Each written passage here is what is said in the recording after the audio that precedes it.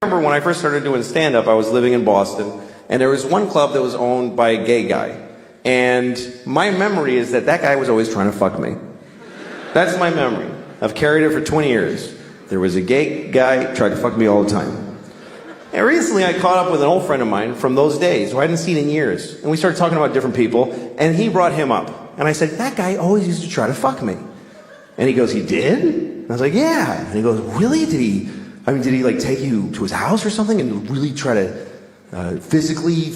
No, it's just that he, you know what I mean? He tried to fuck me all the time. And he's like, well, did he say that he pushed you and, you know, say stuff all the time and make you uncomfortable? No, it just was. And as we went through it, finally the truth that came out was the whole story really was there once was a gay man. That's it. That's really what happened.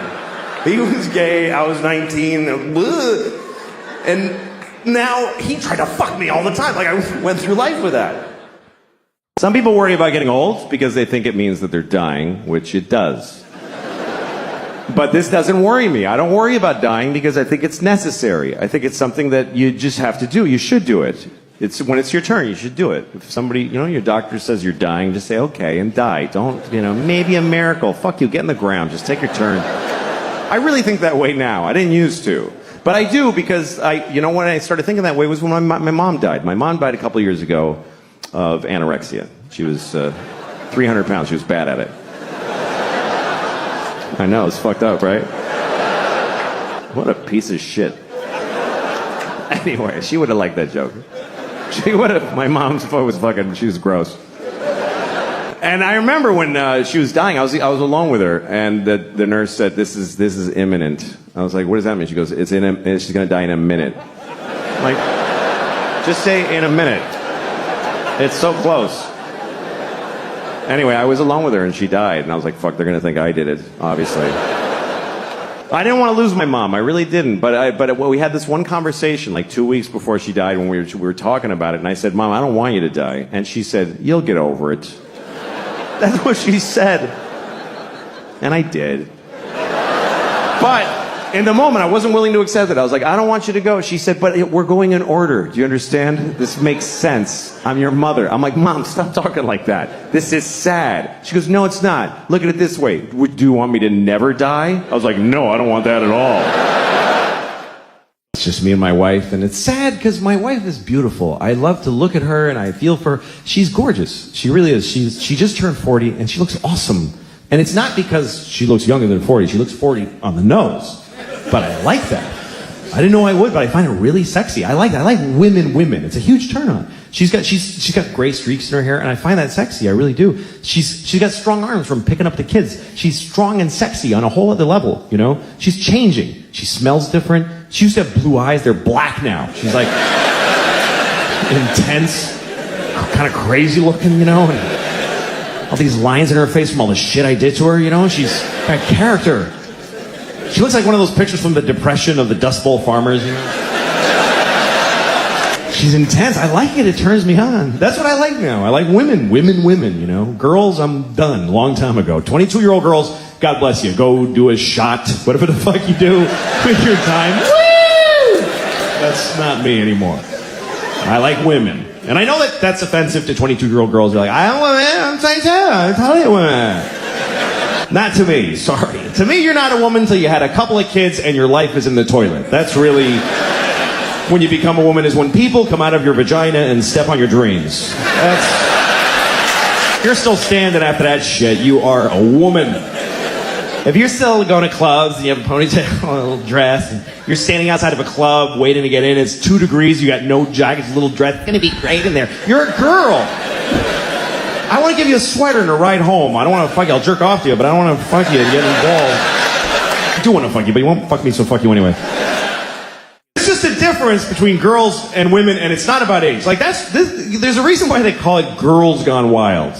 You notice there's no Women Gone Wild. Because no one would fucking buy the Wild Women DVD. Because when girls go wild, they show their tits to people. When women go wild, they kill men and drown their kids in a tub. That's what wild women do. They don't show their tits to nobody. They fuck with their bras on. It's a whole other thing. Try taking your 4-year-old wife's picture when she comes out of the shower. Fuck you! Get the fuck out of here! It's not funny. She's not, you thought it would be cute? Like, no, she's like, fuck off! Because she doesn't have tits anymore. She has breasts that need to be checked and maintained. I get bills for my wife's breasts. That's some grown-up woman shit right there. Girls have the titties with the little perky nipples, and that's awesome.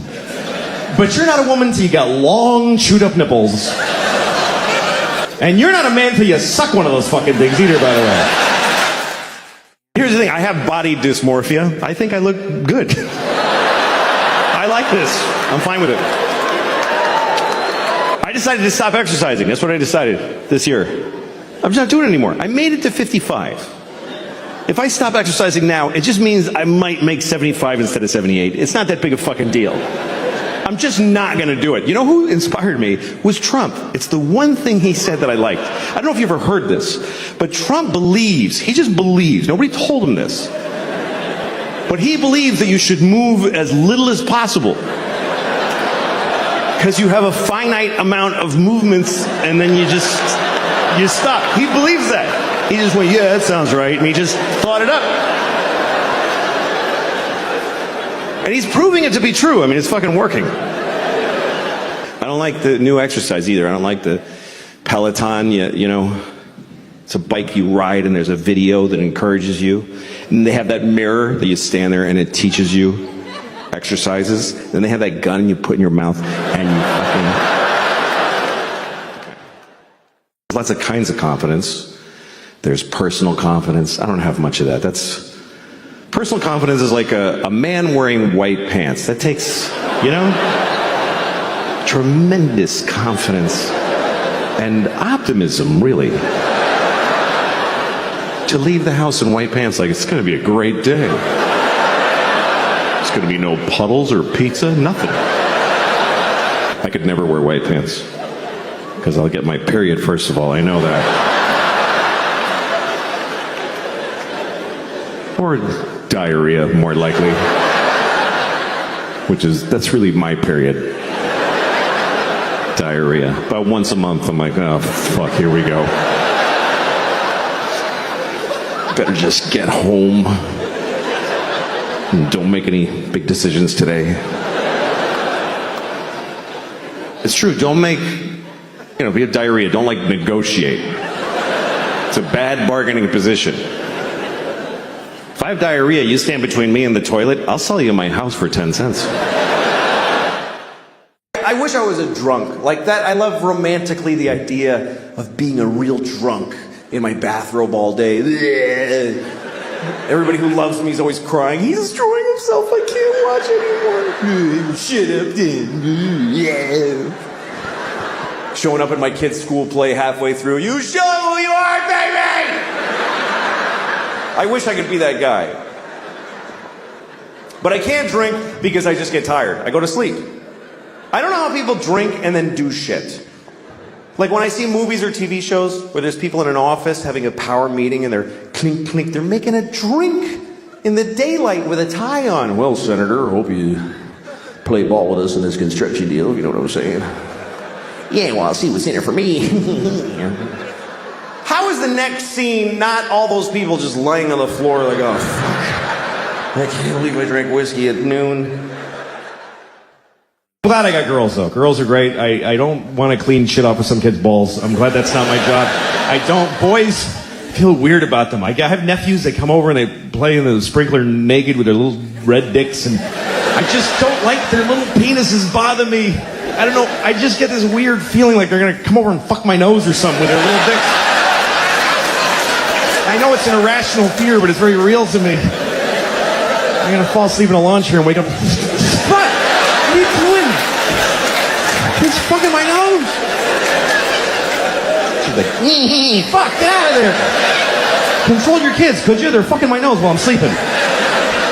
Boys are hard to raise, man. All my sisters have boys, and I just feel for them because it's really hard, and they really do. Here's the thing, though. Girls are just as hard to raise, but on a whole other level. They're different. Here's the difference to me between boys and girls. Boys fuck things up. Girls are fucked up. the difference. Boys just do damage to your house that you can measure in dollars like a hurricane. Girls, like, leave scars in your psyche that you find later. Like a genocide or an atrocity. Like, my sister-in-law came over once with her little boy. He's like 4 years old, and she comes over, and she's been with him all day, so she's in bad shape. She's got a drink, and she's like, I can't do it. I can't do it anymore. And I put like an army blanket around her, trying to calm her down. And then her little boy walks up to her. He's got a handful of sand. I don't know where he got it. There's no sand in my home. He's got a handful of it. Walks up to his mom and just throws it right in her drink. It's all she had. And he just ruined it. Really confident too, not like this. He was like, yeah, that's where that shit goes, right there. And I was blown away by this because I have girls, they would never dream of doing that. It wouldn't even enter their heads that a person could do that. But they're fucked up. Like my 5-year-old, the other day, one of her toys broke. And she demanded that I break her sister's toy to make it fair. And I did. That's how much shit she gave me. I broke the little toy, and I felt awful. I was like crying. And I look at her, she's got this creepy smile on her face. That's it. That's the difference between boys and girls. And it becomes the difference between men and women, really. Because a man will, like, steal your car, or burn your house down, or beat the shit out of you. But a woman will ruin your fucking life. Do you see the difference? Like, a man will cut your arm off and throw it in a river. But he'll leave you as a human being intact. He won't fuck with who you are. Women are non-violent, but they will shit inside of your heart. I worry about getting old only because I don't want to lose my memory, you know? I mean, some of it I would love to lose. But it doesn't work that way. You gotta take it all or none, I guess. But I forget things, you know? Like, remember Fonzie from Happy Days? I don't remember him. I don't even know what you're talking about. I forget weird things, you know? Like, I was walking down the street once in New York, and there was a guy in a van, and he rolled down the window and he said, hey, get in the van and suck my dick. And I said, all right, you know? So I got in the van, and, you know, I was trying to pull the door, the sliding door, but it kept, and he's like, it just shuts, you don't have to. I was like, sorry. He's like, everybody does that, it's okay. So I'm kneeling on the floor of the van on like a purse, and there's no lady in there, but I'm like, I came here to suck this guy's dick, not like take inventory. This just gets to work. So I start sucking his dick, and about halfway through, I'm guessing, I remembered that I don't really like doing that. Senior moment. No, I jerk off way too much, and it upsets me. I don't know why. Maybe it's because it's so selfish. I don't know what it is, but I know it's bad. I know I'm hurting somebody somewhere. There's something wrong with it. Like, I was thinking the other day that you can figure out how bad a person you are by how soon after September 11th you masturbated, like how long you waited. And for me, it was between the two buildings going down. So I have a feeling that I had to do it. I had to, otherwise they win. That's the way I was looking at it at the time. It was a strange time for all of us. And I know you all waited a whole week because you're awesome, but I just couldn't do it. A boner's a boner. It's got to go. Something's got to happen. Boners just, they ruin everything. And I really hate boners. I hate every one I've ever had. I remember the first time, I was 9. That's the worst thing about a little boy's life, is that you start getting boners when you're 9. And you don't come for 3 fucking years. It's 3 years of just vicious little boners. They don't go away. You just pass out moaning in a ditch somewhere. And you wake up, you're still hard. It's awful. If you ever see a 9-year-old boy on the street, just give him $20, because he's very unhappy. Or suck his dick, however you feel like you can help him out. I remember that, man. I remember being 9 and just being hard and not knowing why or what to do. I just would rub my dick against stuff. That's all I did. Everything. If I was sitting in front of a car, I would just press it against the car. Like, oh, it's warm from the sun. It's good.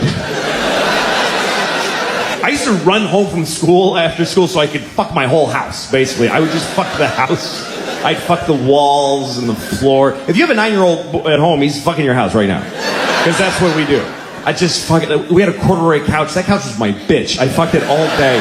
Just humping with no results. Just frustrated. I used to do weird things with my dick too, like I'd close it in the refrigerator door. I don't know why. I just liked the pressure.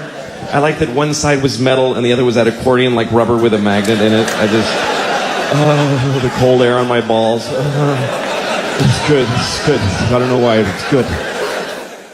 About my memories, because I have kids now, and my kids are at an age where I remember being their age. I remember being a 6-year-old. I remember being a 9-year-old. And that's a big threshold that my kids have crossed, is that I remember being their age. Because when you're raising kids, you're not raising the kid in front of you. You're raising the grown-up that they're going to be later.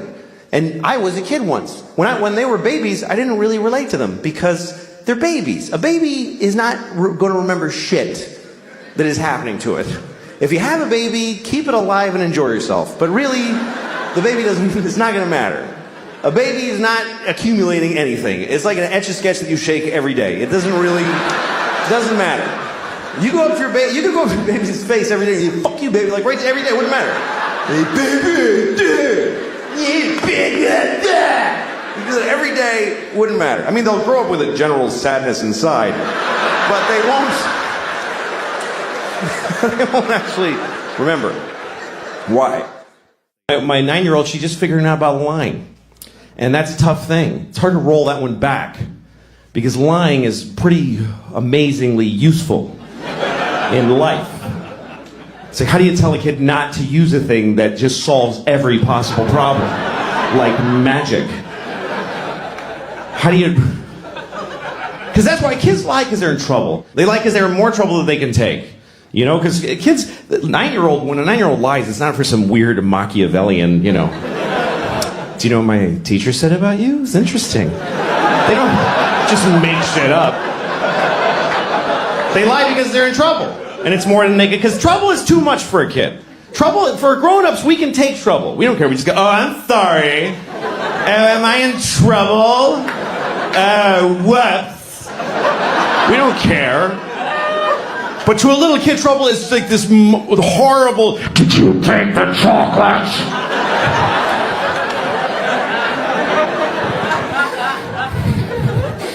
And she did, and she doesn't know how to handle it. Did you take it?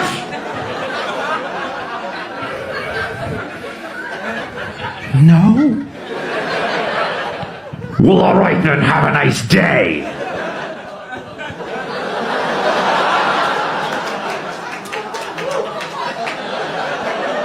How do you then tell her, yeah, don't ever apply that perfect solution again to terrifying things?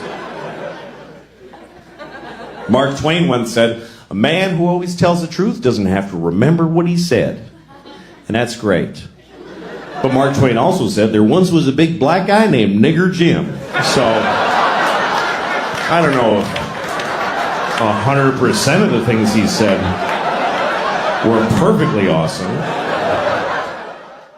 I was in New York City with my kids, and I got 2 of these fucking things. Remember that, please. 2 of them.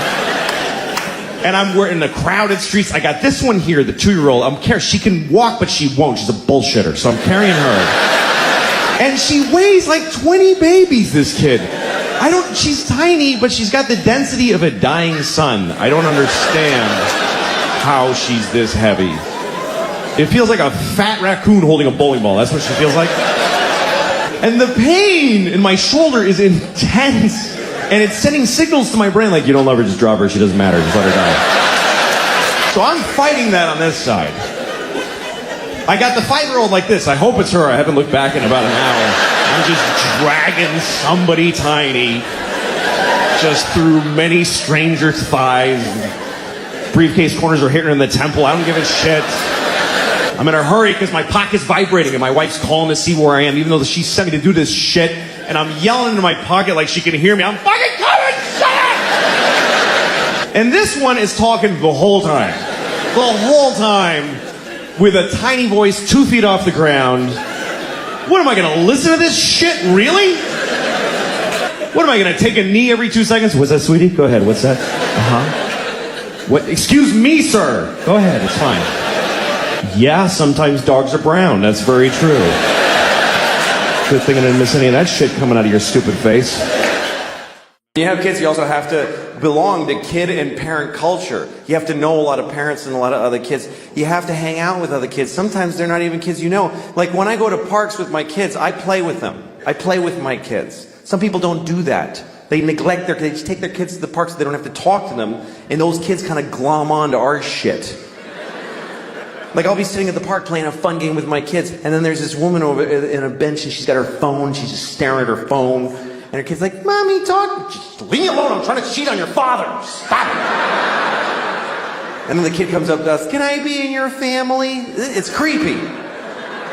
One time I was at a swimming pool with my kids, a public pool, and I had my daughter, my 6-year-old, on my arm like this. She was like clamped on, and she's kicking. It was so much fun. And then she got off, and another random child just clamped on. It's like a rat. Get off of me.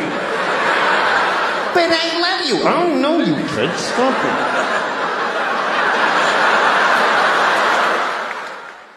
it. Some kids in my kids' class, I like some of those kids. Some of those kids are cool. They come over to my house, they play with I like them.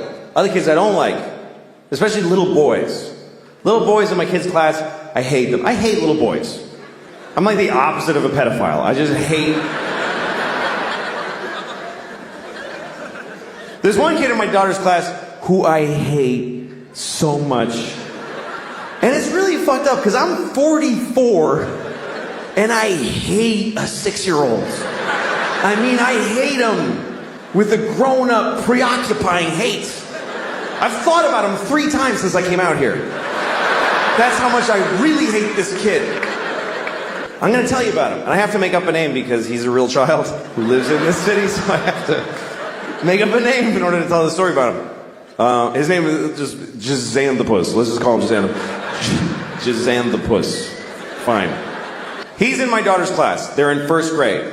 And when we take our kids to class, there's a little procedure. You bring your kid to school, and they have their backpack and their jacket, and they go to their cubby, and they take it all off, and they put it in the cubby. Then they take their the homework folder and their lunchbox and put them in the bins. Those are their little responsibilities. You help them do it, so they'll blah, blah, blah, blah. But Jazan the Puss, when he comes in, he doesn't do none of that shit. He just walks in and just sheds it all. He just... And his mom, his weak piece of shit mom, picks it all up.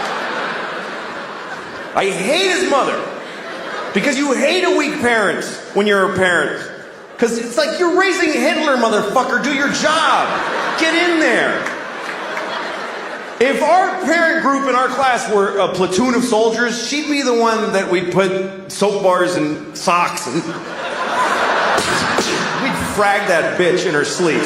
She would wash right the fuck out. She wouldn't make it. You know, I hate CVS. But sometimes you gotta go in there. That should be their slogan. CVS. CVS, sometimes you gotta come in here.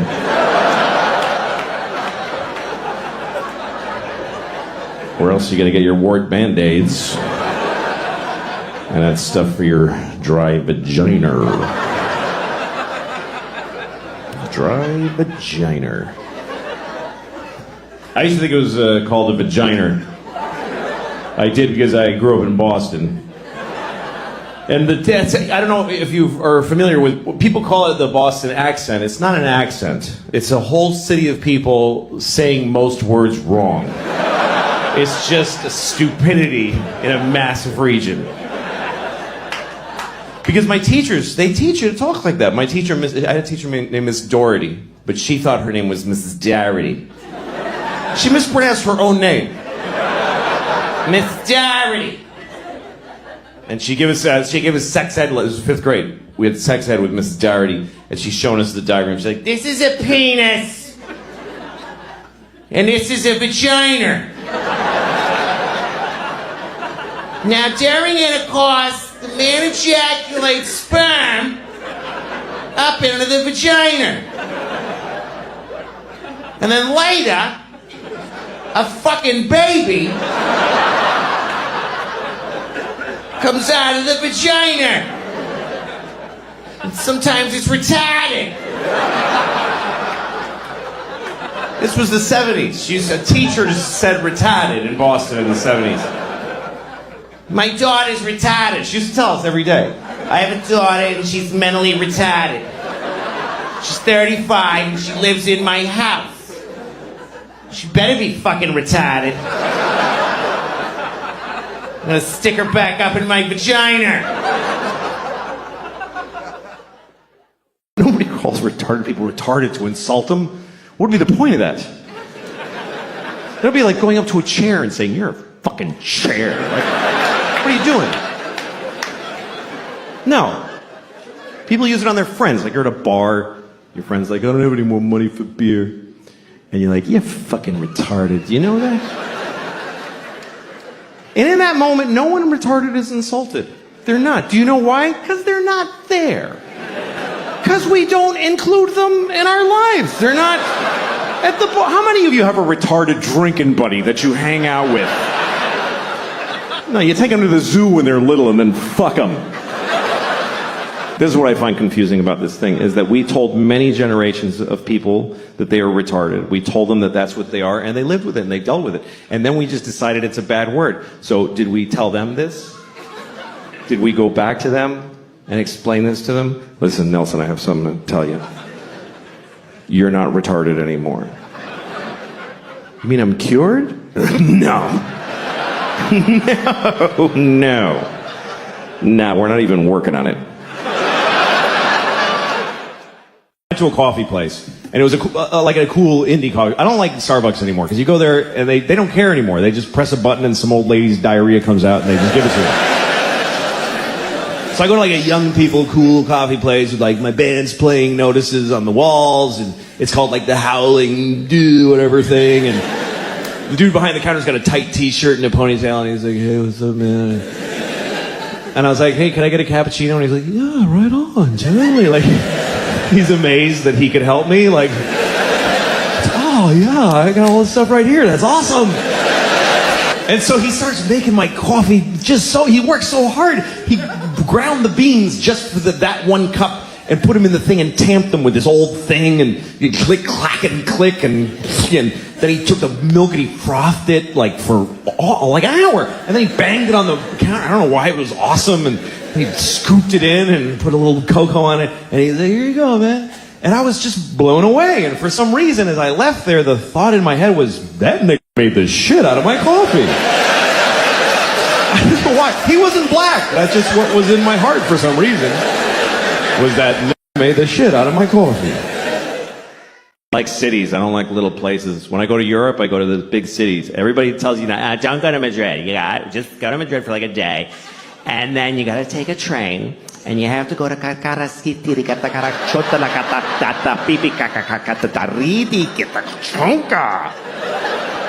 It's a beautiful little old village. And you're gonna love it. Fuck you, you don't know me. I'm not gonna love a village in Europe with a bell that goes pang, like whenever. And a dog walking alone. I don't like cute little places. I don't like little towns in America either, with little shops. Oh, look at that little shop. Let's go in that little shop. Now let's get a divorce. Isn't that a better idea? You go in there. I'll just walk away. Just tell the kids I was a pilot and I got shot down. I don't like little shops. I'm uncomfortable in a little shop. You go in and it's like, clill-a-ling-ling, clill-a-ling. Now it's just you and her. You're surrounded by her dream. And you can't just go, ugh, and leave. Like, she saw you. You have to go all the way in now and look at all the little crafts that she made.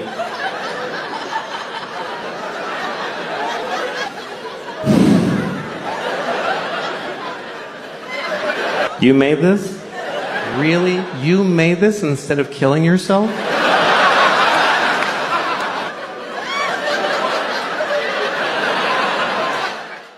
First of all, I want to talk about the word retarded, okay? Because the word retarded, it's a bad word, and people do not like the word retarded. They find it very offensive. Now, I'm a little confused by this, because it wasn't always a bad word. And I grew up in the 70s, and it wasn't bad back then. And most bad words were always bad. We used the word retarded in the 70s. We used it to identify people who were retarded. It wasn't controversial. It wasn't like, he's retarded. It was like, he is retarded. This fellow right here is retarded, right? I told you, yes, you're still retarded. He is retarded, everyone. And I grew up in Boston. We didn't say retarded in Boston. We said retarded. He's retarded. God bless him, he's fucking retarded. That's the way we used it. With love. Help the retarded. That's what people said in the 70s. Help the retarded. There was a lady outside the supermarket near my house every Christmas with a bell. She was like, help the retarded. Help the fucking retarded. You gonna tell me she was a bad person? She was helping the retarded. And I feel like we had more of them around back then. I haven't seen one in years. In the 70s, there was a retarded guy in a windbreaker on every street corner. We were using the word, and they were more in our lives. I swear to God, they were more. They were in our culture. There was TV movies about retarded people all the time. Tonight on ABC, a retarded boy's dream. I went to Auschwitz. This is a true story. I actually did go to Auschwitz because I was doing shows in Poland. Because I had to go to Poland to do shows. So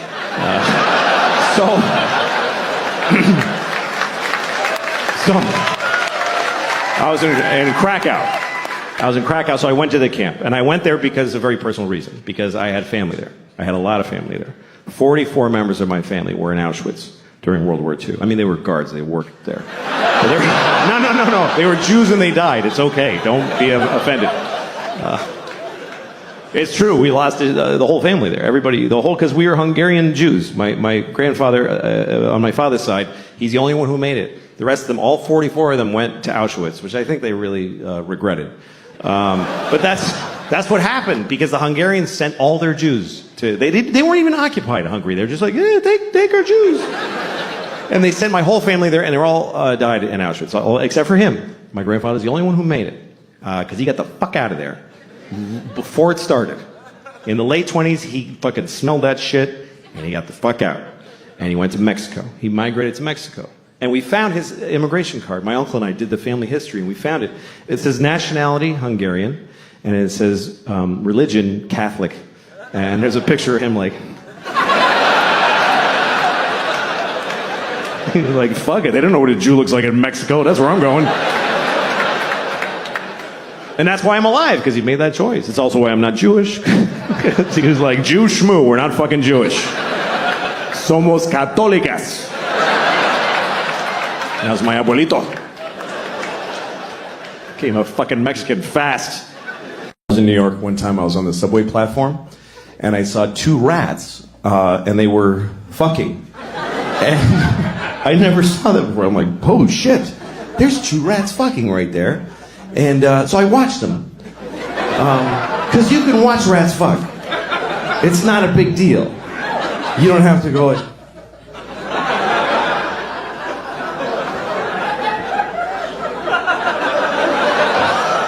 You can really just totally just watch them. Let's see. Anyway, I'm watching them. I'm just curious. I mean, it wasn't surprising how they do it. It's not like she's on top going,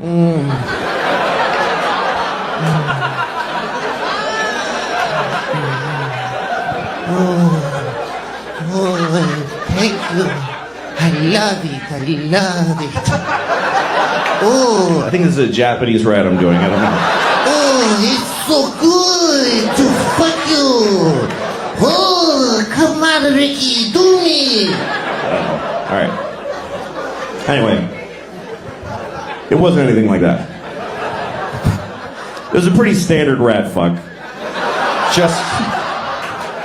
He's on top, kind of smushing her into the pavement. And she's like... And I'm watching him. I didn't like miss my train, just while I was there. Because I was curious. That didn't turn me on, I was just curious. Because I want to know, what is it going to be like when he comes? That's what I wanted to know. What is it like when a rat comes? Is it just a biological thing, just a dispassionate kind of just, me, and then he just goes home? Or is it like, oh, fucking yeah, is it like, is it, is it ecstasy? Is it an orgasm? I saw fart porn one time. So fart porn. I never thought I'd be turned on by farts. I'm not interested in farts. Farts are okay. I'm farting right now. I've been farting this whole time. And I didn't want to watch it because it was a fart porn. It was because of the title. The title is what got me. The title was, Nice Girl Farts in Your Face.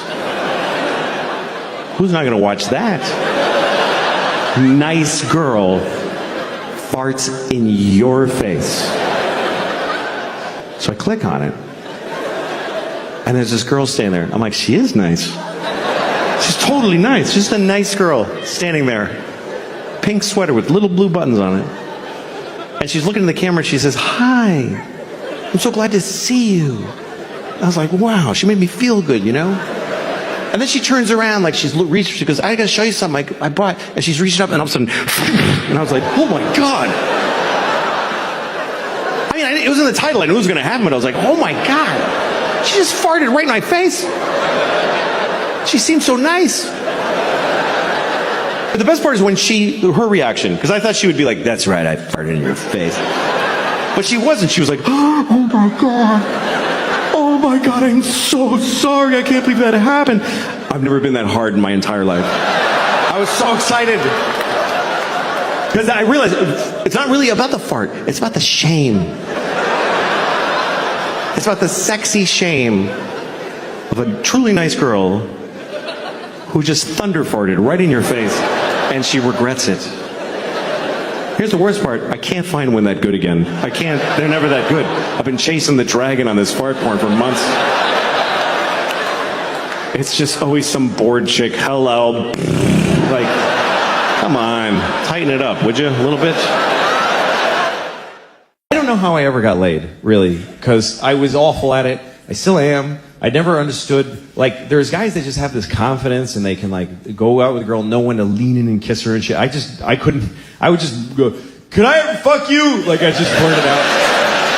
I remember one night I was with a girl, I was like 20 years old, I was already doing stand-up, and I did a show in Washington, D.C., and after the show, one of the waitresses came back to my hotel. She was really cute, and we're making out in my hotel, and she's into it. She's, like, humping me. So I start putting my hand up her shirt, and she stops me.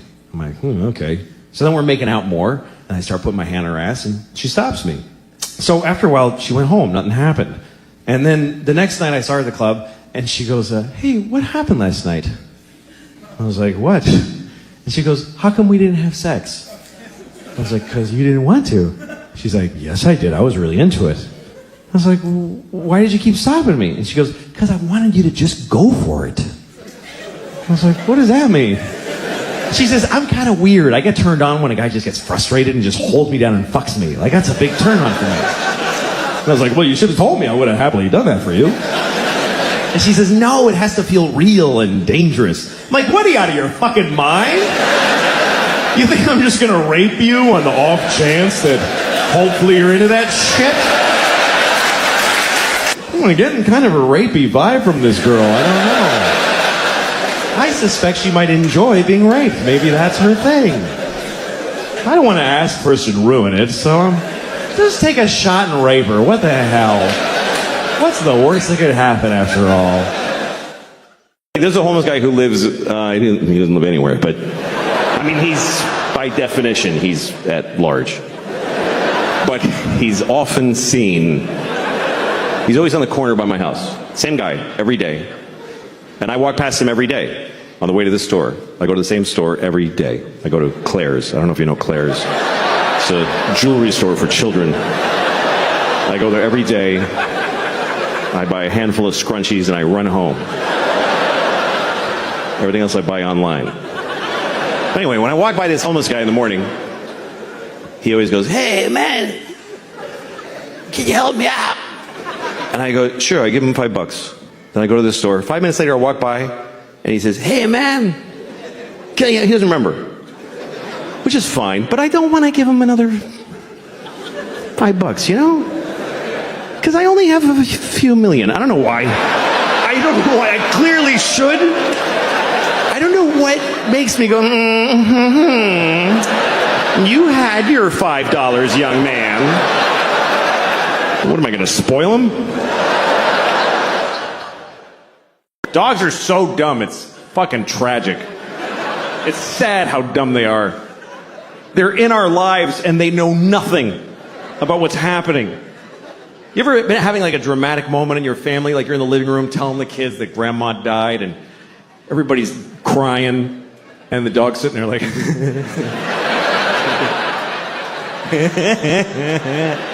I know you. They're so stupid. Incredibly stupid animals. They don't even know their own lives. They can't even handle their own lives mentally. You ever throw a ball for your dog and your dog gets the ball and brings it, and then you throw the ball again and the dog brings it, and then one of the times you throw the ball, the dog looks at you like, "I didn't see what happened. I'm sorry. I don't know anything now. Please help." So you point at the ball. "There it is. It's right there. It's right there." And the dog just looks at your finger. Because there's just no way he's going to get this concept that there's an invisible line that he can follow with his imagination. I have a great dog. I got a dog last year. She's a great dog. I did not adopt her. I'll be honest with you. I bought her with money. That's the truth. People always ask me when I walk my dog in New York, "That's a beautiful dog. Is she a rescue?" I'm like, "No, she's very expensive. Please don't touch her." I went to France last year because I thought I should leave the nation. Felt like a good idea. Would have left the planet if they had another one of those, but... I went to France. I had a great time. I fell in love. I met a woman. I fell in love in France, and we've been together since then. It's been nice. Okay. It's nice having a girlfriend from another country because you learn a lot about that country. I learned a lot about France from being with her. I never knew these things about... Like, one time she was sick, and I was taking care of her, so she had a fever. I gave her a thermometer, and she put it in her asshole. Never seen that before. Turns out the whole country, all of France, puts thermometers in their assholes. And they don't put their eggs in the fridge. They have no respect for temperature in either direction. I was like, "Why are you putting it in your asshole?" She said, "You don't do this? You don't put here in America?" I said, "No, we don't put a glass thermometer filled with mercury in our anuses. You fucking savage." Well, we do it to babies and dogs. Because they can't talk. Every American baby's first words is, "Get that fucking thing out of my asshole." Nice having a girlfriend. It's better than being married, because, you know, with a girlfriend you can switch. And marriage is, fuck, that's hard. I feel bad for people that are in a bad marriage. If you're in a bad marriage, by the way, you know what you should do? Just stay home. Don't make people, just self-quarantine. Don't make people fucking look at you. You know those couples that come over for dinner and they're holding a gun to each other's heads like, "Hi, thanks for having us." Fuck. There's always that awful moment at dinner.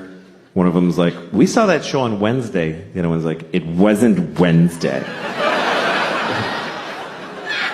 I'm gonna fucking puke because of your life. I was on an airplane one time and a married couple came on and they had been sat separately. There was some mistake. So they're trying to figure it out. And the woman, she's supposed to sit here, she comes up to me, she says, "Would you mind moving so I can sit with my husband?" And he's behind her, he's like... And I wanted to help him. But what am I going to say to his wife? Just, "No, I won't move." Then I have to sit with her. So I just got off the plane. I didn't go on the trip. I got off the plane, and it took off, and it hit the World Trade Center. So that was... Yeah, that was bad. I'll never forget that day. I used to date a woman who was a vegan, so I had to fuck her with my dick substitute. And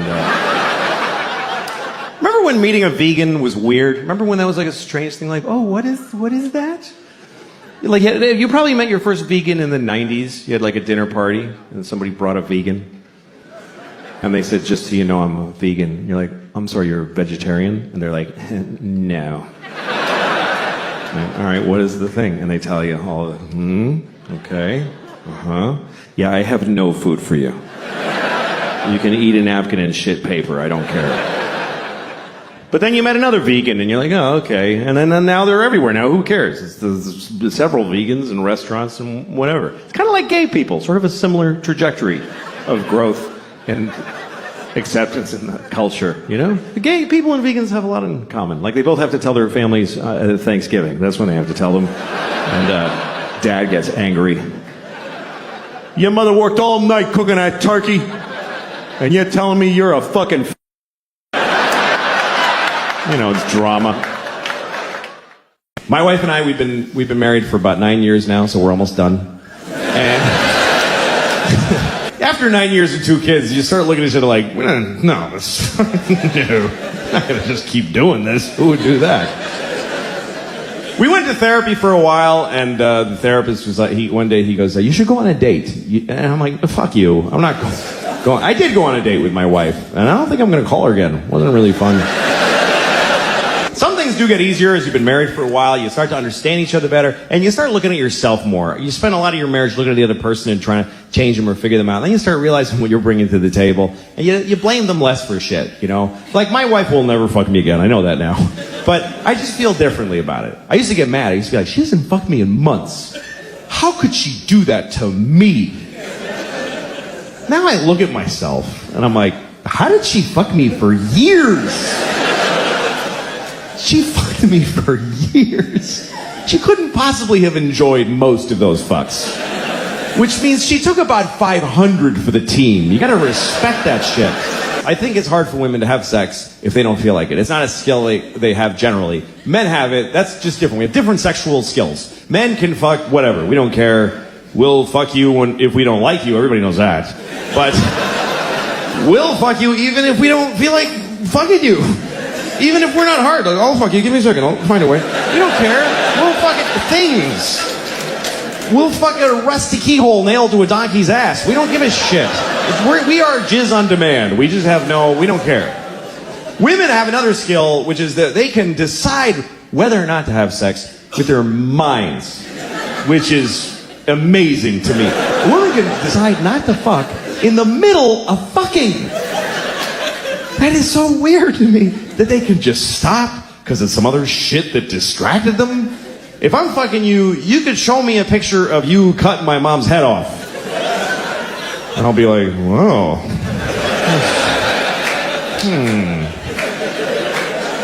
As soon as I come, we're going to have a talk about that picture.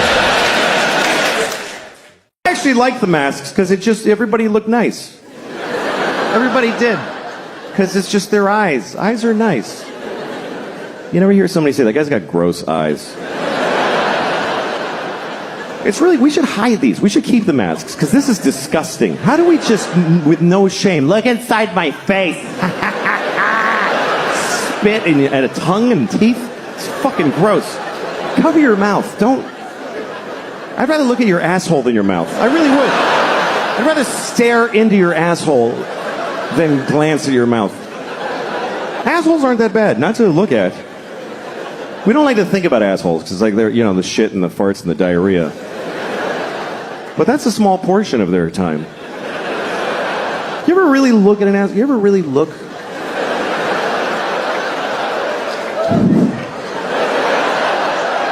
Once you see it, like, in nature, it's a little, that's all. That's your asshole. It's like, you know what it is? It's just an aperture. That's all it is. That's your asshole. It's like a camera shutter. That's all it is. It's like the opening to the James Bond movies. That's what your asshole is.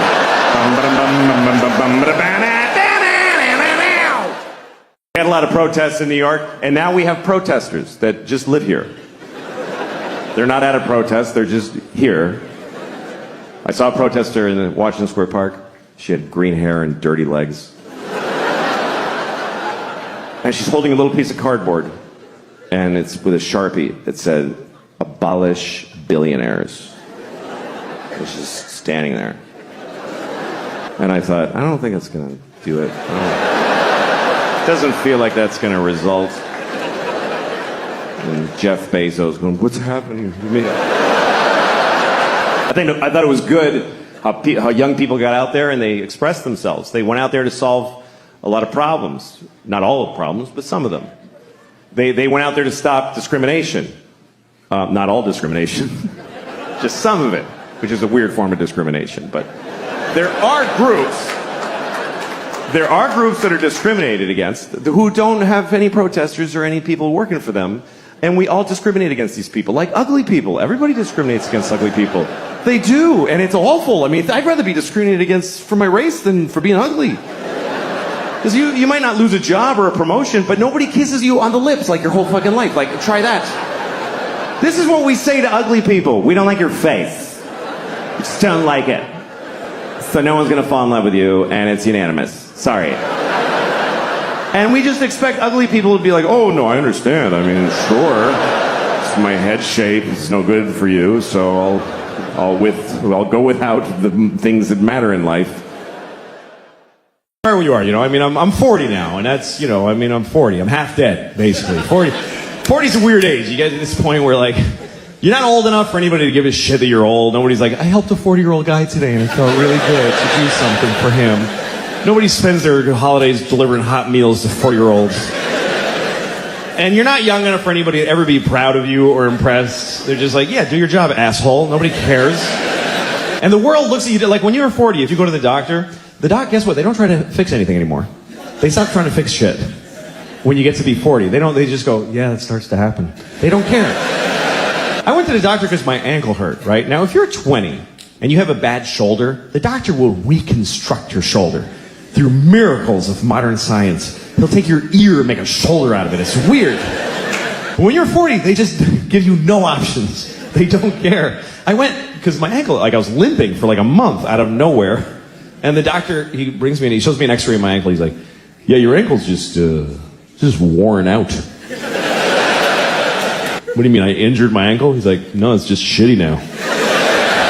See that dark area? Ugh, it's all hardened." Yeah, they get like that. And they're not good anymore. So just goodbye? Nothing? Is there nothing? You just, nothing? There's no, it's like an incurable shitty ankle. That's it. And he goes, "Well, there's things you can do. You can stretch. For a half hour a day, you should stretch your ankle." I was like, "How long will that take to fix it?" He's like, "No, you just do that now. That's just a new thing you do until you and your shitty ankle both die." And he goes, "Well, you can take a leave. Just take a leave. You can buy it. Just take it. And you can take whatever amount. It doesn't matter. Like, don't pay attention to the dosage." Like, really? He's like, "Yeah, you could take 10 a day. You'd be fine." He said take 10 a leave a day. I said, "I heard, doesn't that stuff like hurt your intestines?" He goes, "Oh yeah, it'll do some intestinal damage after a while. But you just gotta weigh that against how much you like your ankle not hurting." And at one point I was like, "Hey, what if I was like an athlete or something?" He goes, "You're not an athlete, so no to whatever else you were about to say." Grandmother's 95. She can't see out of her left eye. It just shut off. The last time we went to see her, she's like, "I can't see out of my left eye." And we're all like, "Oh, hey, what was Christmas like in the 40s? Maybe run out the clock on the eye thing if we're lucky, you know? So I go to her doctor. He's right at the end of the hall. He's there always like 90 feet away from her. So I go to the doctor and I said, "She can't see out of her left eye at all." And I swear to God, he goes, "Well, she's probably got a bunch of tumors in her head." I swear to God. That's exactly what he said. I remember it because I was blown away by how none of his education he applied to this particular diagnosis. He said that she's probably got a bunch of tumors in her head. He's a doctor and he called it her head. He almost said fucking head. I swear to God, like that's what he was thinking. She's probably got a bunch of tumors in her fucking head. Oh, who gives a shit? That old cunt will be dead in a week. I ain't gonna get up from my desk because of her eye. What, does she need 2 eyes to see the shitty place you fucking put her because you don't love her enough? It really was an interesting social experiment, COVID, because everybody got told the same thing. The whole world got told the same thing. If you go out unnecessarily, millions will die. And a lot of us said, oh, I'm going out. Yeah. I'm going now and a lot. Yeah, and millions died. It's just, we're not that different from the turtles that you're trying to get them not to cross the fucking highway, and they're like, this is where I fuck over there, fuck you. And we're like, please stop. Putting little signs up, don't go, and he's, fuck you, I'm a turtle. It doesn't, we're not that different.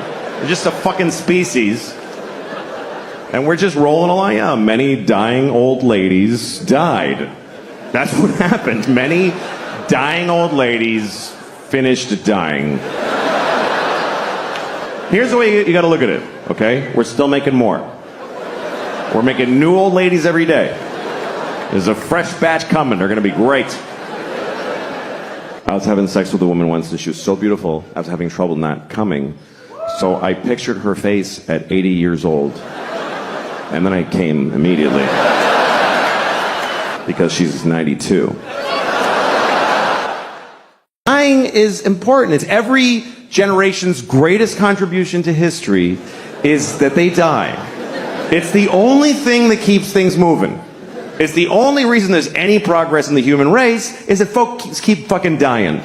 Every generation has had a mix of douchebags and amazing people and boring, great, good, whatever, but they're all fucking dead. Every fucking one. Thank God, they're all fucking dead. There's a limit to how much any of the good ones did, and the shitty ones got to stop being shitty. It's a great system. Now when you look at the internet and all these people, you're like, what the fuck is happening? It's okay. They're all going. All of them are gonna die. I mean, you don't want to die. You don't want to die, you don't want your loved ones to die, but that's a selfish wish when you think about what would happen if nobody died. What kind of world would this be if there was nobody, if we still had people here from the 1100s? It's hard enough having people here from the 50s. Just scan the code on the table. There's no menu. But what? I don't understand. Jesus Christ. You want to go through that with Pontius Pilate and Charlemagne? Fucking pain in the ass. Fucking old people that don't want to fucking just... When you get older and you start going, everything's so crazy now. No, it's fine. Just get the fuck out. It's great. They're not going to make it work for you. You're here for 10 more minutes. Just get the fuck out. If you're in an airport and you're looking at the toilet and you're like, I don't understand how this works. It's time for you to die. That's what that means. These toilets are for the next people. Get the fuck out. One thing I found very interesting was that during the pandemic, a lot of people really liked counting the dead people. That got very popular, was counting the amount of the dead and dying. Do you know how many people? Just today. Just today. Do you know how many people died of COVID-19? Just today. Why? Keeping a daily tally. We don't do, there's a lot of shit going on that we don't keep a daily tally of how many babies were dropped in a bucket of paint. And I looked that up. I'm not kidding you. It's 30 a day. It's a real problem. I'm serious. A steady 30 babies a day are dropped in buckets of paint. It's not random. It's one guy that won't stop doing it. Yeah, we liked counting them. We liked counting the dead. And when it got really high, we don't know how to count them anymore. People are trying to find different ways to express the number or take it in. Remember January? It was really bad. It was 3,000 people every day were dying of COVID. So people started saying this is 9/11 every day. This is literally 9/11 every day. When did we start measuring deaths in 9/11s? When did that become the new how many football fields long is it? Per mass death. How many 9/11s was World War II? Can we look it up? I know the Holocaust was 2,000 9/11s. 9/11 wasn't that bad, it was just one. Only one 9/11 of people died on 9/11. That's like nobody died that day. Remember, January was really bad. January was the worst. And then in March, April, we all felt better. Everybody's like, oh, it's way better now. It's way better. Way better than January. I looked it up. It was 1,500 people a day. And everybody's like, it's way better than January. Really? It's half of 9/11 every single day. But that's way better. That would be like if on 9/11, after the first tower went down, you're like, oh, that's not that bad. It's just one. Still got the other one. That's why they made two. It's okay. It's all right to make fun of 9/11. It was a hoax. I have a solution for the pandemic, by the way, for COVID. I have it. This is it. We test everybody, first of all. Now, every time we find somebody who has COVID, you kill them. That's it. That's the solution. You won't need another one after that one. That's the final one. It's been pretty amazing to be alive during this thing, during COVID, because you're not going to see this again. And wow, did we learn some shit. That's really the things that teach you in life are things you never would have chosen to do for yourself. I mean, think about your life as far as it's been where you have the choices, where you're like, I'm going to do this, I'm going to pursue this. It all goes to shit, every bit of it. And even when it goes right, you're like, why don't I like it? It's what I wanted, but why don't I like it? Because it's your choice, and your choices are based on fear and fucking just thin, stupid, shitty hopes. But when life just kicks you in the balls and you're like, oh fuck, everything's different now, and it shows you shit you wouldn't have looked at otherwise. That's the great joy in it. And what I thought was really interesting about COVID, and still is that it's the first thing I've seen where everyone on Earth had the same problem. Every human being on Earth had the same problem. We never had that before. That's why we don't give a shit about each other. Because you read like, oh, there's floods in Houston. You're like, it's fucking water. What is it? What's your problem? Floods. What is that? Just walk like this. What, you can't handle some water? My basement floods. What the fuck? Who gives a shit? Like, he's on a canoe in the street. That looks like fun. Why is that an issue? There's fires in California. Blow it out. You fucking blow out a fire? Get the water from Houston and dump it on California. Fucking deal with it. Murder is a weird law structure also. This is not a sentence. Didn't make any sense. But murder should be simple because it's a binary crime. You kill somebody or you don't. They're alive or they're dead. It's one or the other. But the laws around murder are a little murky. One person kill somebody, get 100 years. Somebody else gets 20. Why? What's the difference? Here's what they base your sentence on with murder. They base it on how you felt when you murdered them. That's weirdly important. They say, okay, you shot him in the face. But what was up with you, man? Like, what was going on? Like, come on. I think if you murder somebody, your sentence should be based on how old the person was that you murdered. That should matter. How much of their life did you take away? Like, if you see a 3-year-old girl in the park and you just kick her to death. It's a hypothetical. Fucking grow up. It's a hypothetical. I'm not asking you to go do that.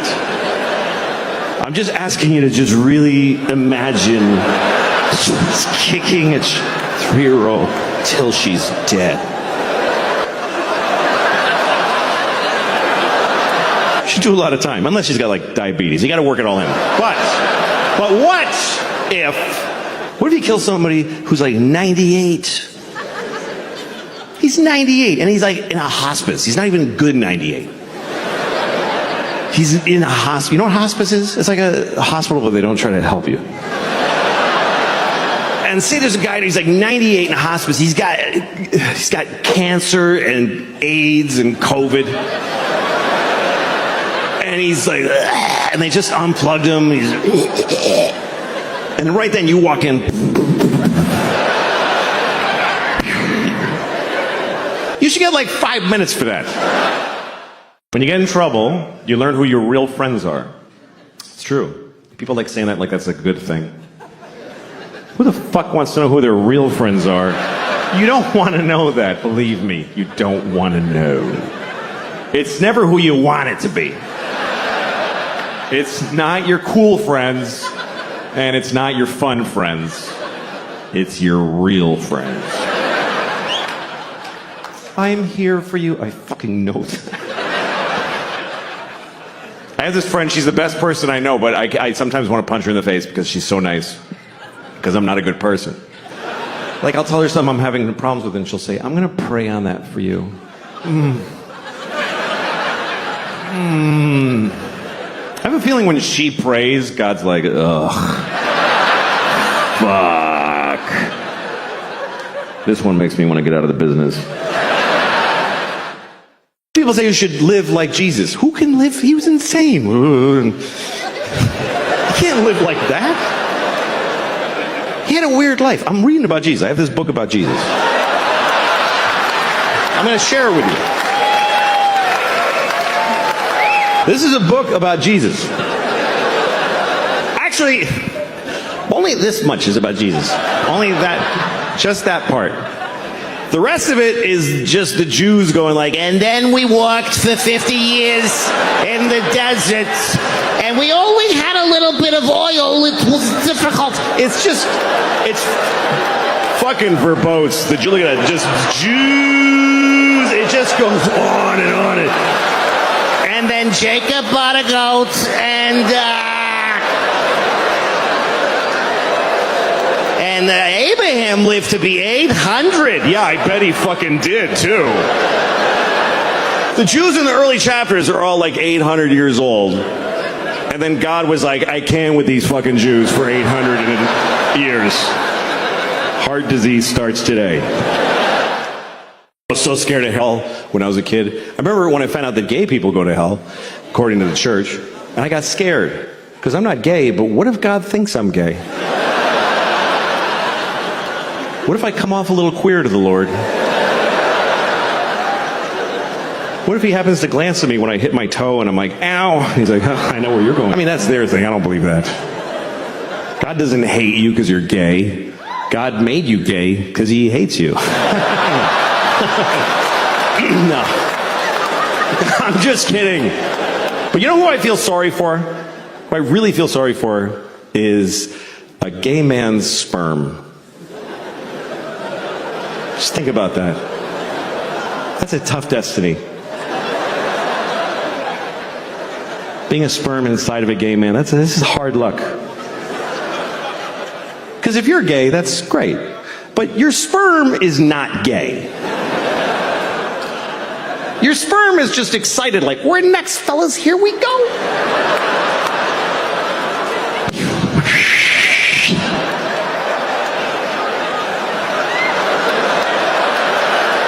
Is that shit right there? Every religion has a strange story or a rule that doesn't make sense to me. You know, like every time there's a terrorist act, they always tell you on the news about how they believe they're all going to heaven, and every guy who does a jihad thing, and he gets 72 virgins. That's right. That's the story always.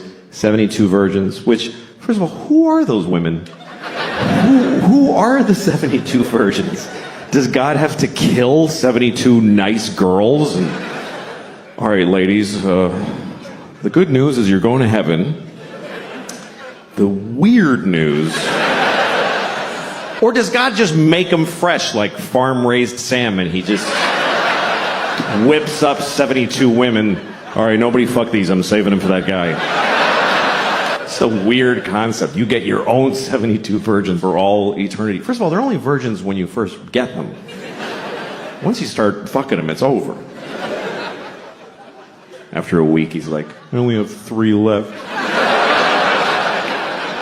And 69 whores. That has to be one of the more confusing moments in God's life, when he's handing off 72 virgins to some guy who just blew up a bus in Tel Aviv. And he's like, all right, what the fuck am I doing? I don't even know anymore. I need a drink. It's like America. I feel like America is like the world's worst girlfriend. America is like a terrible girlfriend to the rest of the world. Because when somebody hurts America, she remembers it forever. But if she does anything bad, it's like, it was. It did. I didn't do anything. America, why do you keep bombing those people in Yemen and all these? Go, it's 9/11, okay? 9/11. Shut up, asshole. Okay, well, you killed hundreds of thousands of people, so I think, yeah, no, but 9/11. Fuck you.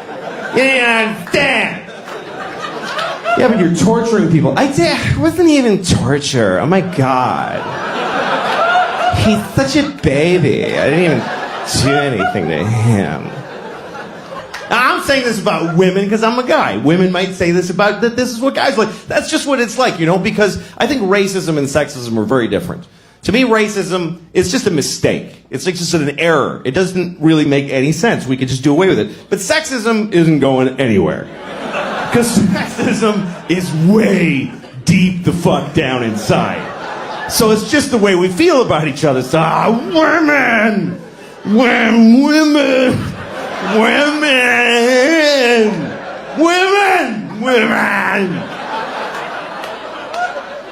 And you're like, man. You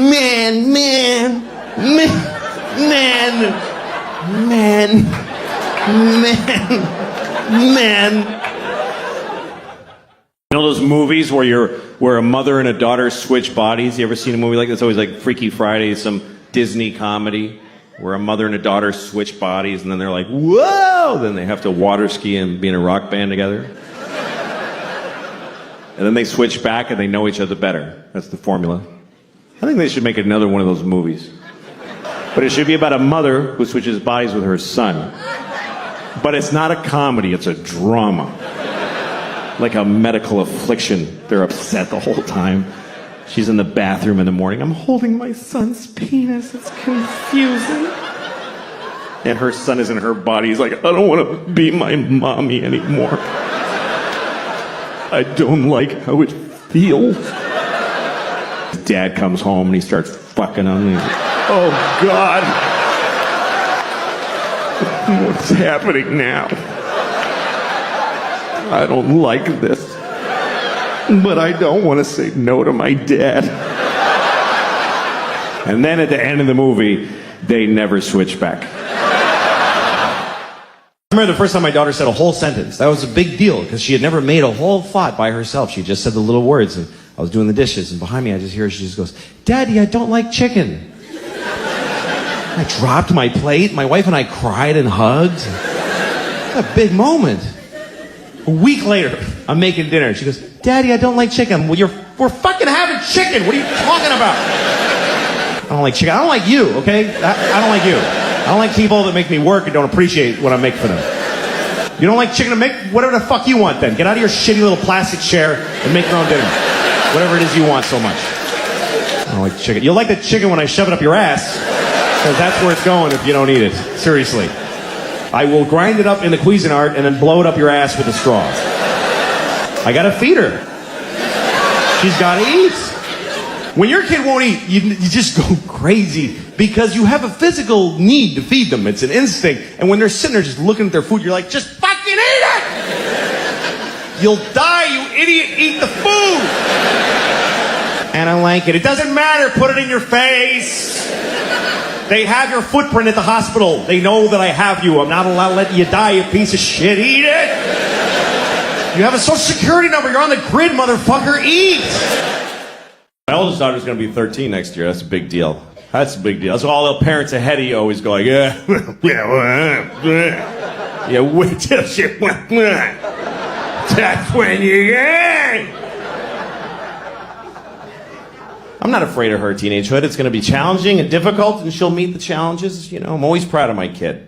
She's a good kid. Now, some parents are really afraid of their daughters. A lot of dads get scared. Like, I don't know what to do. I have this friend, his daughter's 15. He's like, she's going to start having sex. I don't know what to do. She's going to have sex. What do I do? I'm like, well, you don't do anything. You don't have a role in that at all. You're the father. No role. Not supportive or advisory, nothing. But what if she has a bad sexual experience? Oh, she's gonna have a number of those. Oh, yes, she is. Her whole life is gonna be just walking through a blizzard of bad dicks, just... Ow. Dick. Just... Jesus. That was a big one. Holy fuck, I'm just trying to get to work.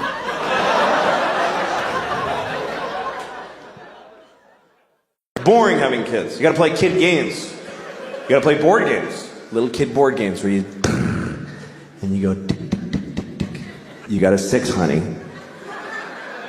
1, 2, 3. It's just here. Just go here. It's just... Daddy, I'm learning. I know, you're gonna grow up stupid because I'm bored. I can't take it, baby. I can't watch it. I'm bored more than I love you. Come on. My girls are 6 and 9 now. They're actually a really exciting age because they're learning to do some cool stuff. I play Monopoly with my kids. That's really fun. My 9-year-old, she can totally do Monopoly. The 6-year-old actually totally gets how the game works, but she's not emotionally developed enough to handle her inevitable loss in every game of Monopoly. Because a Monopoly loss is dark. It's heavy. It's not like when you lose at, Candyland. Oh, you got stuck in the fudgy thing, baby. Oh, well, you're in the gummy twirlios and you didn't get to win. But when she loses at Monopoly, I gotta look at her little face and I go, okay, so here's what's gonna happen now, okay? All your property, everything you have, all the railroads, your houses, all your money, that's mine now. Gotta give it all to me. No? Give it to me. That's right.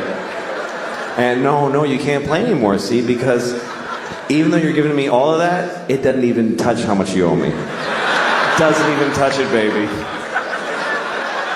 You're going down hard. It's really bad. All you've been working for all day, I'm gonna take it now, and I'm gonna use it to destroy your sister. I'm gonna ruin her. It's just mayhem on this board for her now. My father is Mexican, and yes, 6 of you here. My father's Mexican, my mother is dead, so I'm half dead on my mom's side, and I'm half Mexican. A lot of people don't believe I'm Mexican. When I tell them I'm Mexican, they say stupid things. They say things like, how can you look like that? What do you mean, how? Like I'm trying to, like look, I'm not Mexican. No, I'm not Mexican at all. Then I get home like, oh, señor. My parents, they got divorced when I was about 10, and I have kids now, and their parents are divorced also. And I remember when we told our kids that we were going to divorce. If you get divorced, you should tell your children. So we had to do it carefully because they were 5 and 2 years old at the time. So we had to put it in a way that they could comprehend. So I remember we sat them down and I said, okay, listen, you know how you love your dog? You love your dog. Like sometimes you give your dog food from your plate. You're not supposed to, but you do that because you love your dog. Remember the other day your mom and I were like, don't give the dog any ham, but you did because you love your dog. Okay, so that's why we're getting a divorce. Because you don't listen. And we just can't take it anymore. It's just too hard to not be listened to. So we're going to move to separate homes and each have you for half the week because neither of us wants to have you all the time anymore. Yeah, and it's very sad because I love your mother very, very much. And she loves me so much. But we hate you more. People, they want you to do things when they die with their, like, I want you to take my ashes and sprinkle. Fuck you, I'm not doing none of that shit. You're dead. I'm not going to run errands for you after you're dead. You don't matter anymore. Some people try to do something, noble with their bodies. They try to have their bodies have some use after they're dead, which I think is a good thought. You're only borrowing your body. You're only borrowing everything. If your body's worth anything when you're done with it, you should pass it on. That's something I really believe. I mean, I'm not going to do it because I don't want to. Ew, it's mine. I have a lot of beliefs. And I live by none of them. That's just the way I am. They're just my beliefs. I just like believing them. I like that part. They're my little believies. They make me feel good about who I am. But if they get in the way of a thing I want, or I want to jack off or something, I fucking do that. But we're on run 5 miles every other day to manage to maintain this shit body that I have. Because the food, man, I eat like high octane crap. Like the other day I got a Cinnabon. Do you know what a Cinnabon is?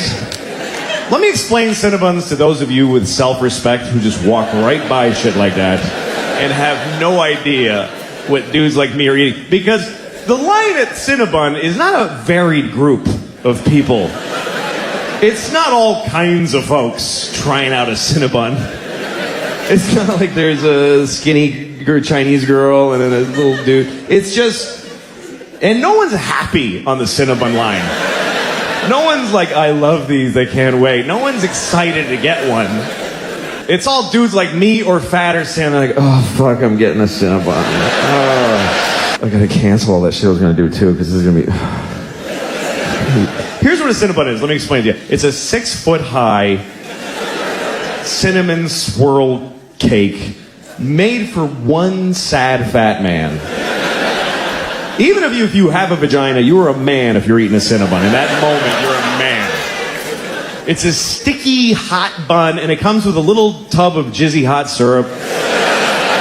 It's hot cum. There's no way that's not hot cum. They should call it a fat treat, just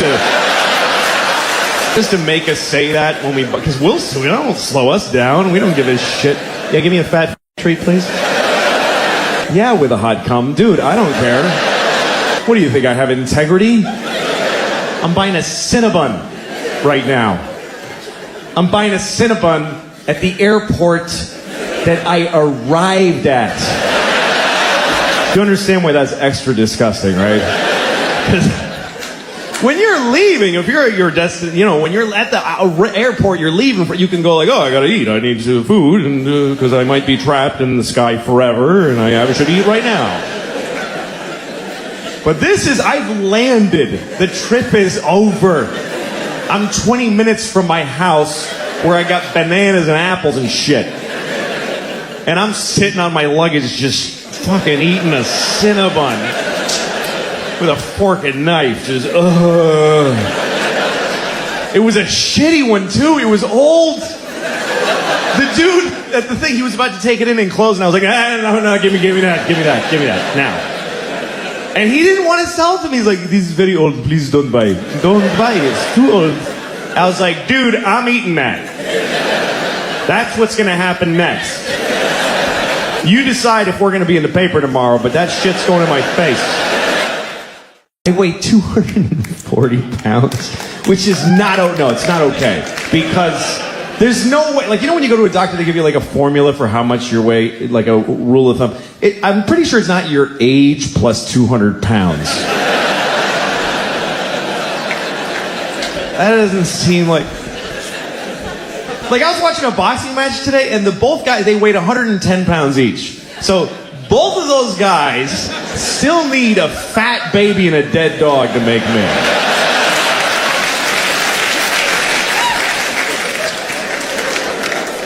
And it's really bad because I'm 40 and my doctor's like, yeah, you gotta be less people. You can't be so much. He just told me this is bad. And he starts asking me about my eating habits, like there's habits, like there's a pattern. It's just chaos and awfulness. It's just desperate constant. He's like, how many meals and how many bowel movements a day? I'm like, I have no idea. It's just a blur. I'm just shitting and eating all day. I pack my body to capacity and then blow it out my asshole. That's it. Every shit is an emergency. Does that give you some idea of my eating habits? And he's trying to get a handle on he's like, dude, look, well, how soon into a meal do you typically feel full and stop eating? I'm like, I don't stop eating when I'm full. The meal is not over when I'm full. The meal is over when I hate myself. That's when I stop. I guess normal people eat till they're like, oh, that's all the nutrition I require right there. I just reached it. I will cease the intake now and convert this into useful energy throughout the day. No. Every time I eat, it ends with me, why the fuck did I eat that? Dude, get it away. I don't want to look at that shit. That's all. It's all right here, too. It's like,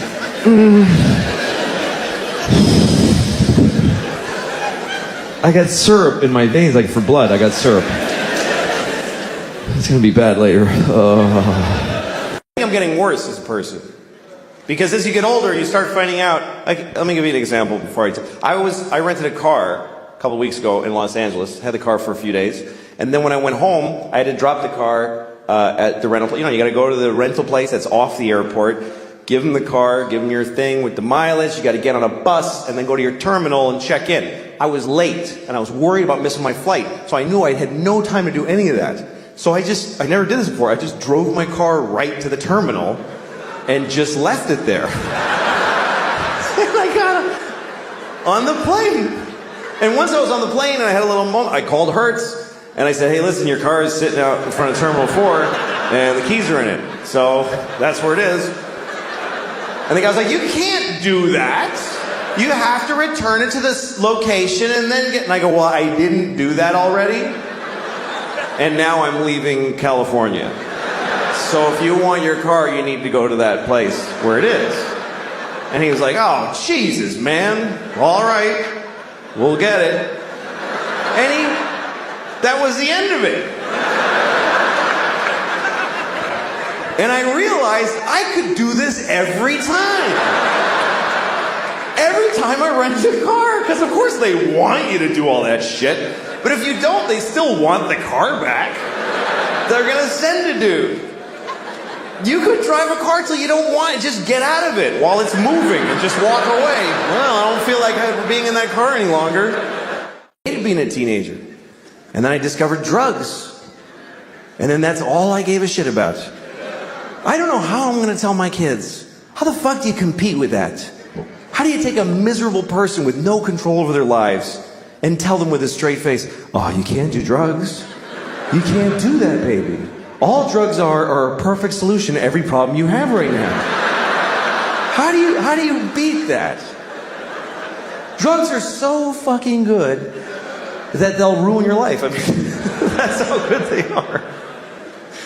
I can't do drugs now because I'm 44, and I can't hook it up. I can't make that happen. If you're 44 and you want to get high, you got to hurt your back. That's pretty much the only option you have. Hurt your back, get some Percocet. And then you go, ooh, I'm gonna get a babysitter and take 3 at a diner. Like, just sad. I'm a little drowsy, woo! Here's my issue with Goodwill Hunting. Matt Damon also wrote the movie, okay? So he basically sat down and he's like, first of all, I'm amazing. I'm a construction worker. I'm like working class. And I drink beer and I get in fights. I get in so many fights. My friends are like, you're out of control, man. And I'm like, shut up. This is the way I am. But then also, I'm a genius. Ooh. I didn't even go to school. I just know things. I don't know why. I just know them. And all the nerdy geniuses that studied for years are like, he's so much smarter than us. It's making us upset. It's insane. It's fucking insane. It only makes sense if he wrote it for himself to be the guy. So the scene I was looking for, it's the worst example of that in the movie. Here's what happens. He goes to a bar and he meets a woman and he likes her. And another guy likes her too, but she picks Matt Damon. Because he wrote the fucking movie, because he decided, you understand? And she doesn't like him, she likes me, you better believe it. So he gets her phone number, and then he goes outside, and he sees the other guy in the window of a restaurant, and he decides to taunt him. So he goes over, he tells his friends, hey, come here, watch this. And he says to the guy, hey, do you like apples? And the guy says, yes. And Matt Damon goes, well, I got a number. How do you like them apples? And all Matt Damon's friends go, oh! Oh! This was amazing! Oh! Oh my God! were ready with that. How? You know how he did it? He wrote the whole fucking movie, okay? He made everybody say all the things. Otherwise, this doesn't happen. I mean, he hinges the whole fucking prank on the guy liking apples. The guy must like apples. Who would say yes to do you like apples? Coming from a clear antagonist who's setting him up, gathered his friends. Do you like... wait, guys, watch this. Do you like apples? God damn it, I do. I wish I didn't. I can tell this is not going to go my way. But I can't lie. He'll know it. He'll know it because, boy, do I like apples. Do you understand? If he says no, Matt Damon is fucked. He's fucked in the face for life. He's got nothing. Do you like apples? No. What the... dude. Fucking guy. No, come on, seriously. Seriously, you don't fucking... Do you like bananas? Because the woman gave me her telephone number. And isn't that bananas? I was watching YouTube today. I was watching one of the ads that comes on before the video. I don't skip those. I think that's rude. It is. It's mean.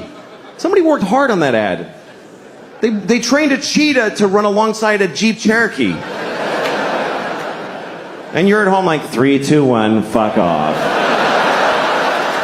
It's fucking mean. What if you made something, dick? Anyway, the ad was a PSA. It was an anti-smoking message. It was a Puerto Rican man with a hole in his throat. He was like, my father smoked. And my mother smoked. I wish I never smoked in my life. Please don't smoke cigarettes. Cigarettes are very, very bad for you. First thought I had was, why does he still have an accent? Feels like if you bypass the mouth, you shouldn't have an accent anymore. Does the machine have a setting for Puerto Rican?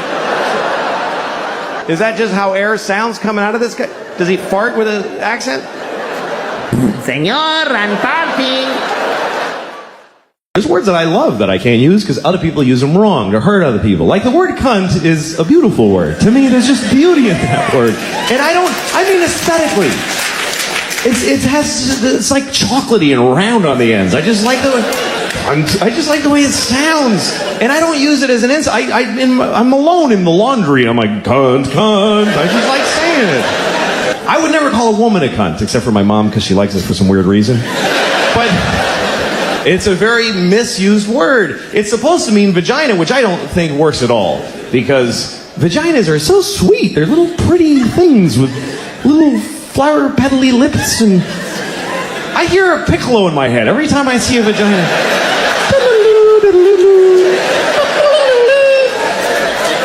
Even vagina's too harsh for. They should be called like a.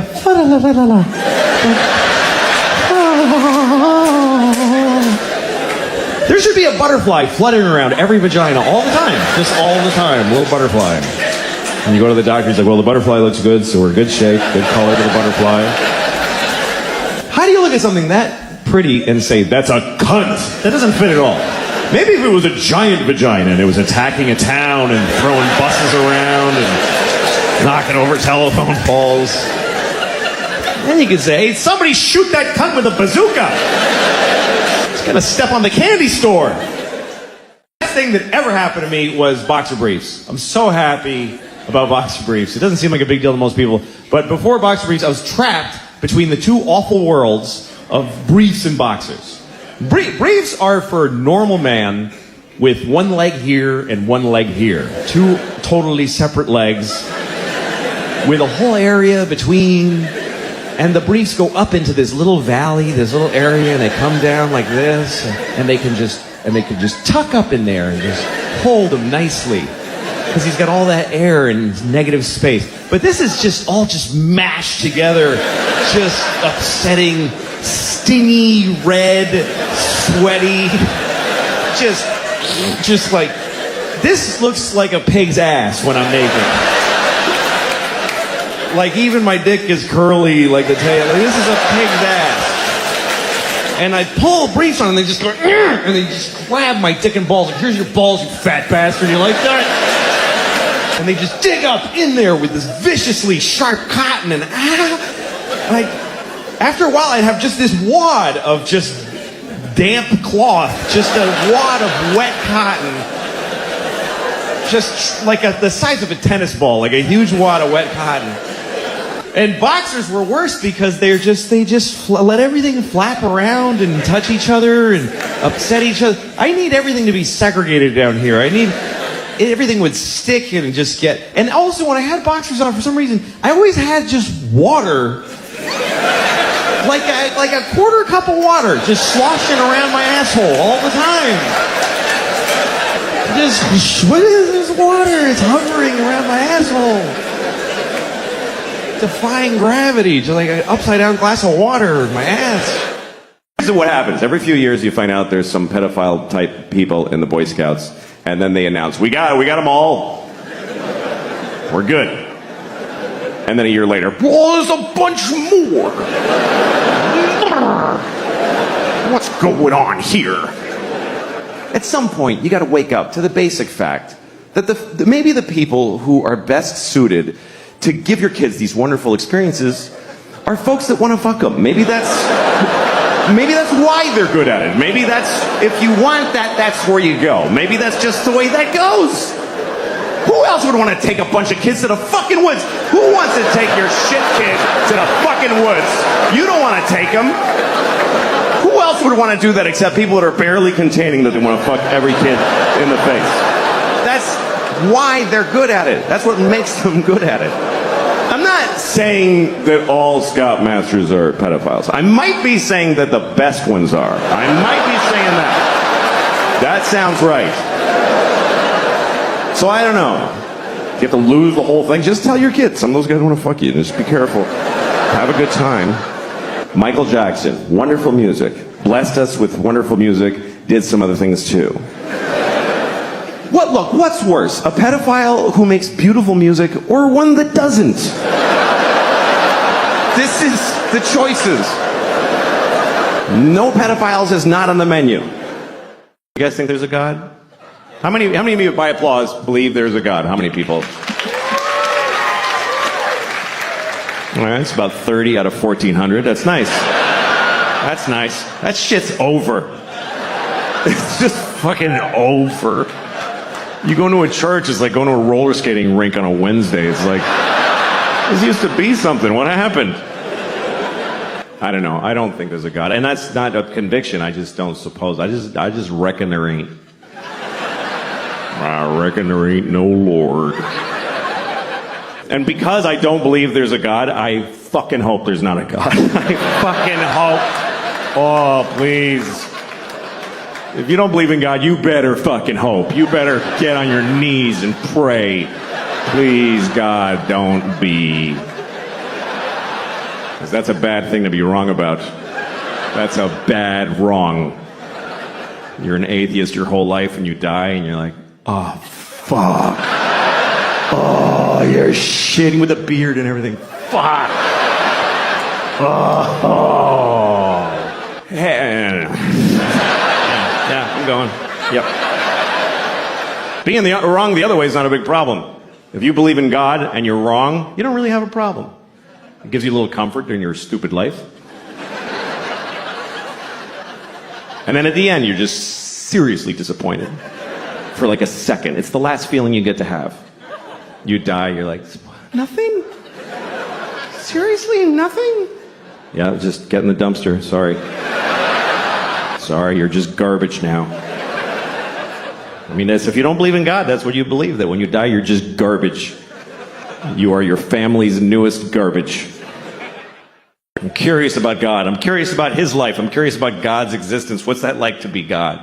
You know, we don't know anything about him. I think one reason people don't believe in him because we don't have a sense of God. Because he didn't say anything anymore. He used to talk all the time. He used to go up to people on the street. Hey, tell everybody I done that.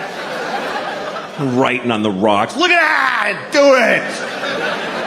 And it was confused. Everybody's like, oh, okay, trying to figure it out. And then for 2,000 years, he just, nothing, says nothing. And everybody's fighting. He could clear a lot of shit up with a 5-minute press conference. If God spoke for 5 minutes, he'd solve a lot of problems. He'd just show up, all right, everybody, yeah, I'm the Lord, okay. Real quick.